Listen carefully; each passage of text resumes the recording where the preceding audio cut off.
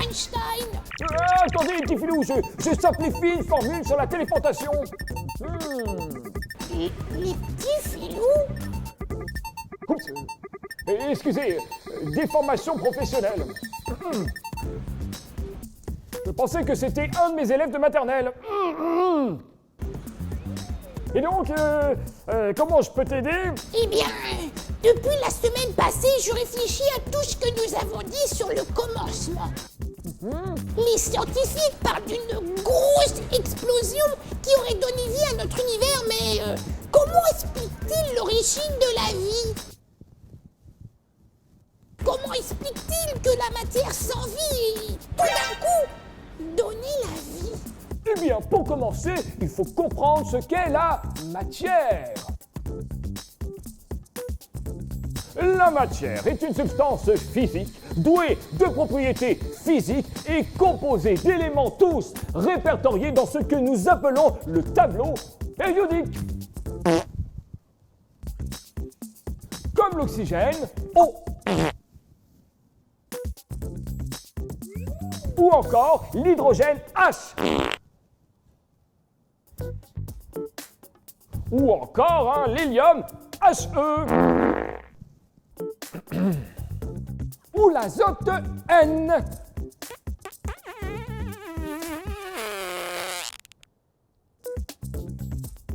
Oui, bon, pardon, mes intestins me pourrissent la vie. Ah non, mais c'est même pas pour ça, hein. Regarde le kid. Ah. Oui. Ah. Eh oui.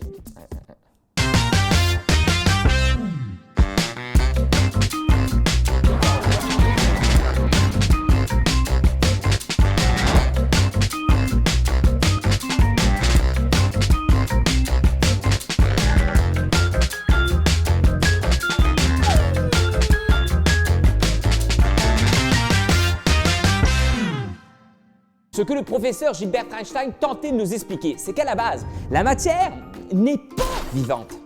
Ah oui, c'est plus clair, hein. Oui, c'est plus clair. La question concernant les origines de la vie est donc inévitable et très importante. Comment quelque chose de non vivant peut produire quelque chose de vivant? Tout d'abord, il faut comprendre ce que le terme vivant signifie vraiment. Professeur, c'est à vous. Et de manière simplifiée, si possible. Eh bien, nous parlons d'être vivant ou de système vivant lorsque l'organisme en question, même une simple cellule, est capable de 1.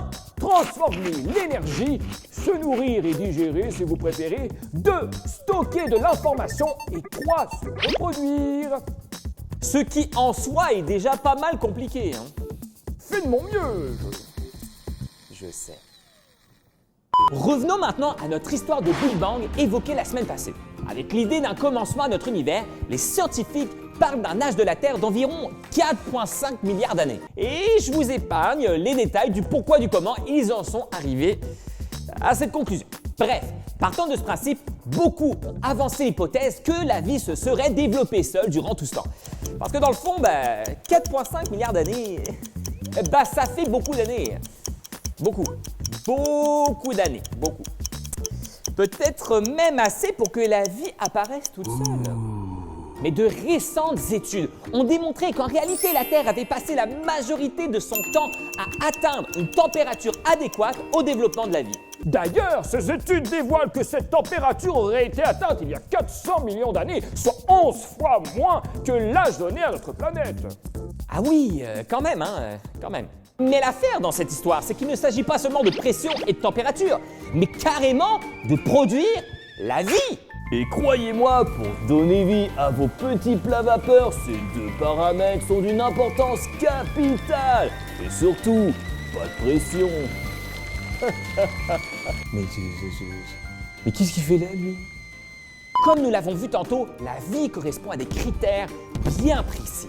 Et pour répondre à ces critères, il y a un nombre incalculable de choses à mettre en place, et même à l'échelle d'une simple cellule. Et Sir Frederick Hoyle dira de manière comique que les probabilités pour que la matière non vivante ait produite par elle-même la vie sont aussi invraisemblables que celles de voir une tornade balayer un dépôt d'épave de voiture et qui arriverait accidentellement certainement à assembler un Boeing 747 parfaitement fonctionnel.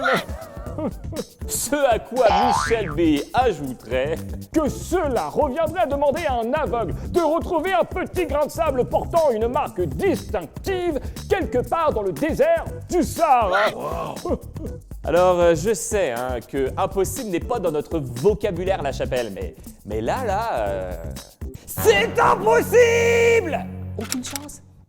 La vie ne peut pas être survenue par le simple fait du temps, de la chance ou encore du hasard. Francis Crick, lauréat du prix Nobel de médecine, ajoutera que l'origine de la vie semble presque tenir du miracle. Presque. La vie est véritablement un miracle. Un miracle! La vie est véritablement du domaine de Dieu. Et c'est pour cela que nous lisons en Genèse chapitre 1 que Dieu les créa les 3e, 5e et 6e jours. Oui, je sais que tu aurais voulu parler à la caméra, mais aujourd'hui, ça va pas être possible. Voilà, D'abord les plantes, ensuite les animaux, puis l'homme et la femme. Ordre créationnel qui, comme je l'expliquais dans notre premier vlog dans cette série sur les origines, Respecte l'ordre établi par la communauté scientifique. Maintenant, comment cette vie s'est-elle développée? Alors, il est évident que Le plus important est de comprendre qui est à l'origine de la vie. Oh, t'en fais couper la parole. Que sans lui, il n'y a pas de vie. Car la vie n'est ni le fruit du temps, ni le fruit de la chance ou du hasard. La vie est un miracle.